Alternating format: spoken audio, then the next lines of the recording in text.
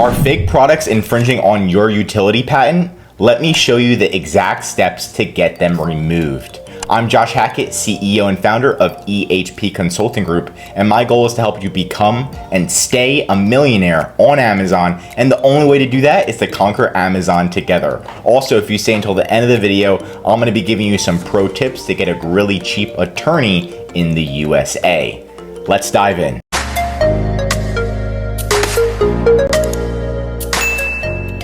So first, we're diving into how Apex works, and Apex stands for Amazon Patent Evaluation Express, short for Apex. Apex is just like a superhero that swoops in, remove those fakes for good, and suspends their accounts so they can't sell your product anymore. And we're diving into how this superhero works. And you have to have your requirements. The following category claims and patents may not be eligible. So there's certain claims.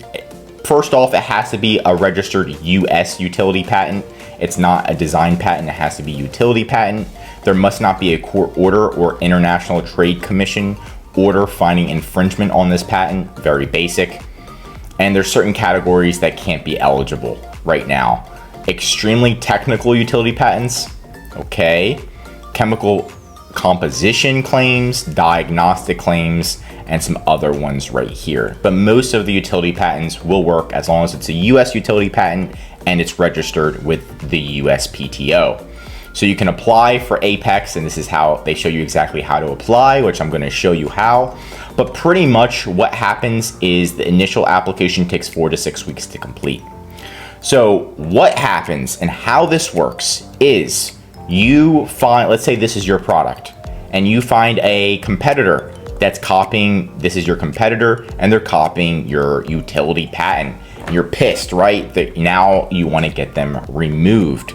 So what you do is you go to brand registry, you report them for Apex. Amazon is going to say, hey, you need to put up $4,000, and you have to put it in Amazon's escrow. So you give $4,000, you put it in Amazon's escrow.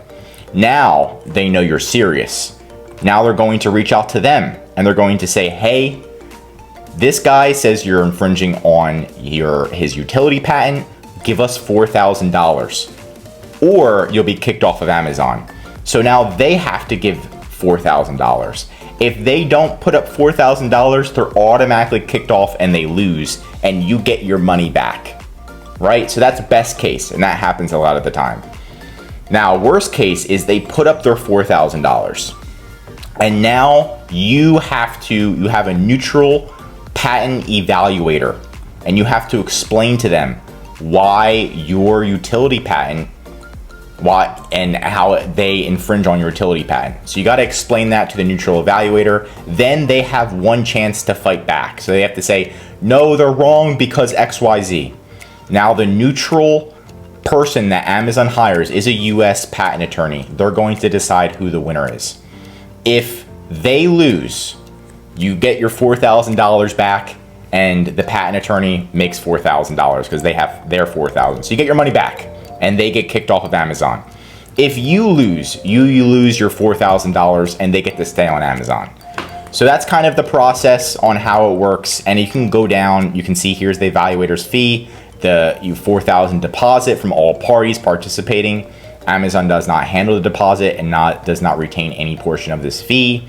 And you can see how it works. But I kind of just explained how it works, and you can go from there. So again, we're gonna go over it a little bit in depth and how to actually report it, so we can get more in-depth explanation, because $4,000 is still a significant amount of money to do this. Now, what you're going to do is, let's say this is your item again, and this is the counterfeit.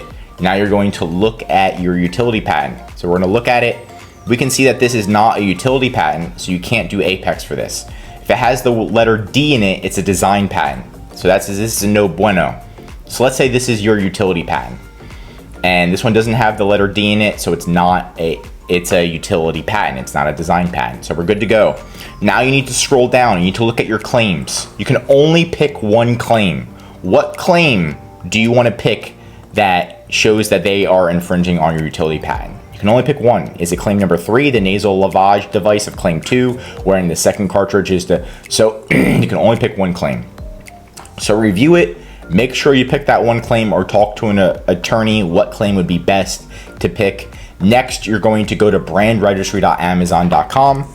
So you can create an account. If you don't have an account for this, create an account, sign up.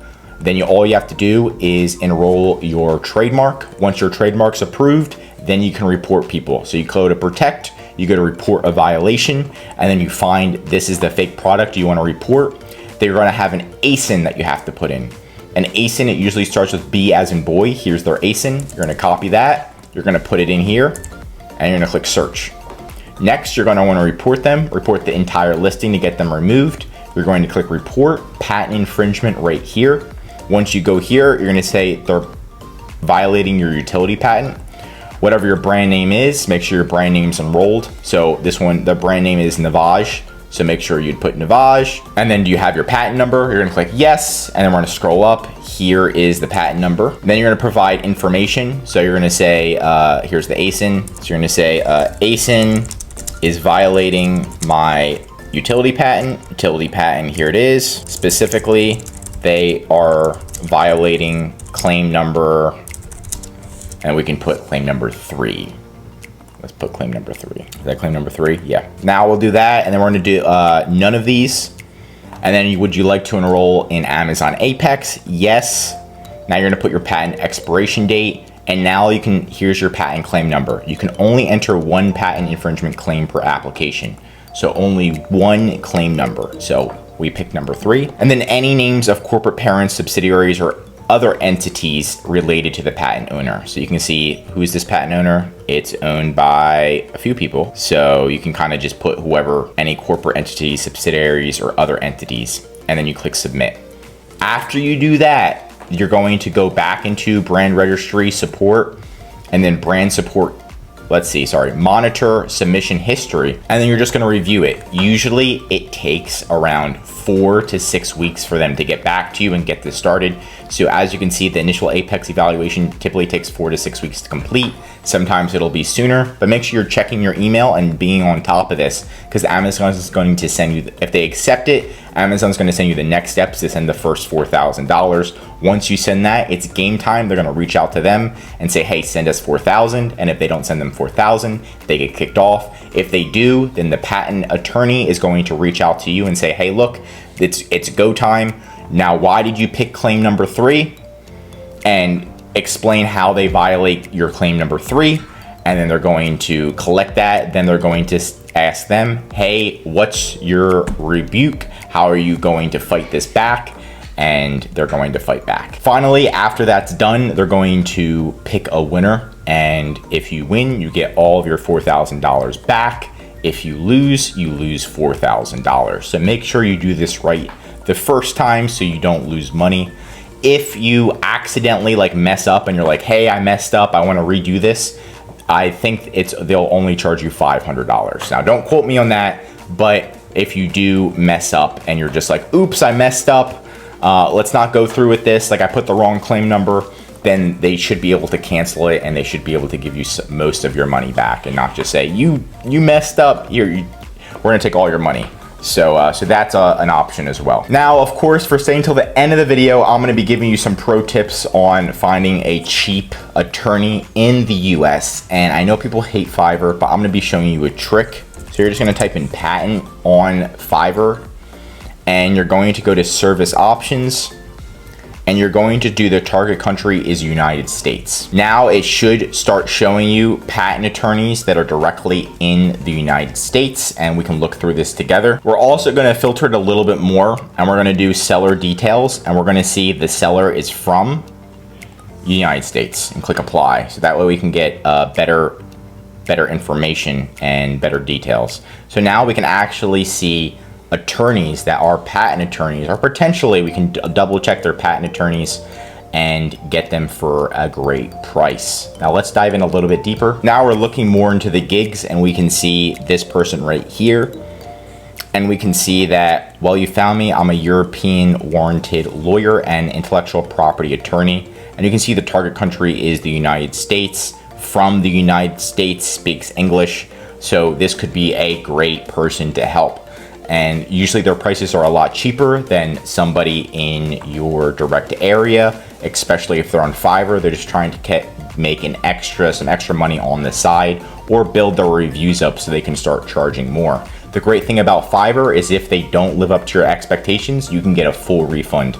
And we've heard of a lot of stories where people use their attorneys near them, they screw them over of tons of money, and you can't really dispute it with an attorney. But on Fiverr, you can, because you can dispute it with Fiverr and they can actually claw all that money back from the attorney and then give it back to you. So this is a great option if you're asking them, hey, what's your claim number? What should I do here? How much would it cost for you to help me with this process? And you can reach out to maybe like 20 attorneys really quickly, and I'm sure one of them wants an extra buck on the side and may even do it for $500 or something around that price. And that's it for today's video. Leave a comment below on how you recently conquered Amazon, and if you did learn something new, drop a like. If you're an Amazon seller, I highly recommend you subscribe to the channel, because we're giving away great content that's going to help you in your Amazon journey. And of course, if you need help with removing counterfeits, Apex, increasing sales, anything else Amazon, contact ehpconsultinggroup.com right in the description. Our #1 service is our full account management,